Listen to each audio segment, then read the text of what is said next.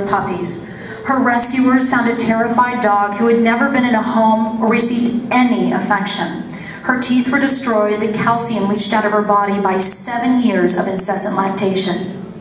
After 8 months with a foster mom who just would not give up on her, there you see Misty.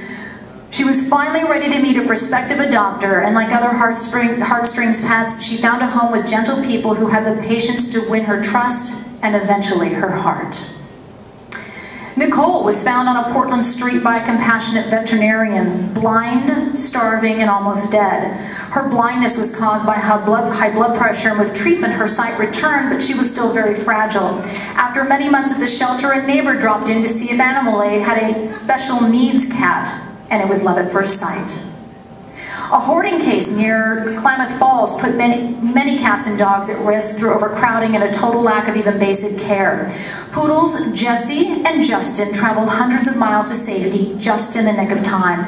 They arrived in dismal condition, unvaccinated, unaltered, filthy, and in Justin's case, desperately ill.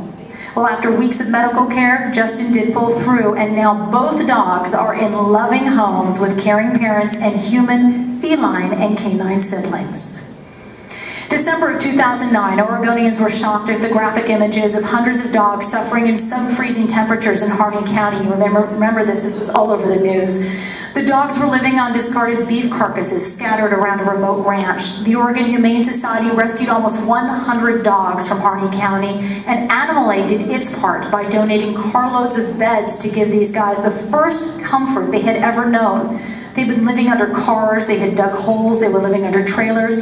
2 months later, local volunteers were bringing food while frantically seeking rescue groups to save the remaining dogs. This tragic picture was all it took.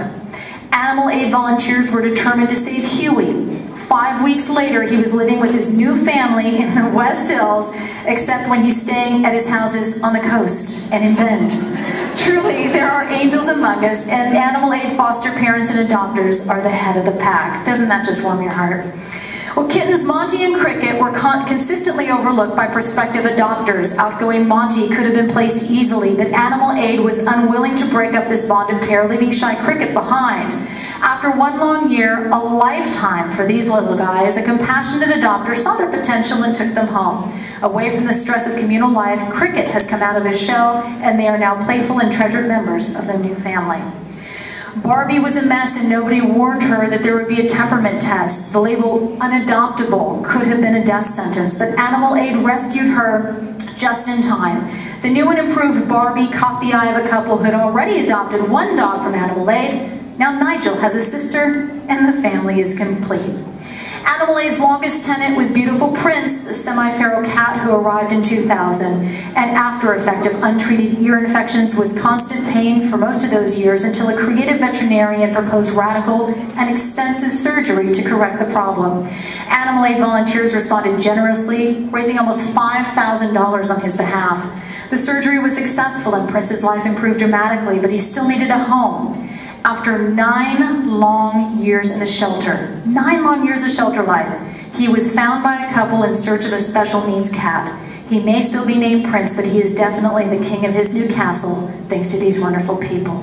And folks, those are just some of the success stories out of Animal Aid, but of course, as you know from being here tonight,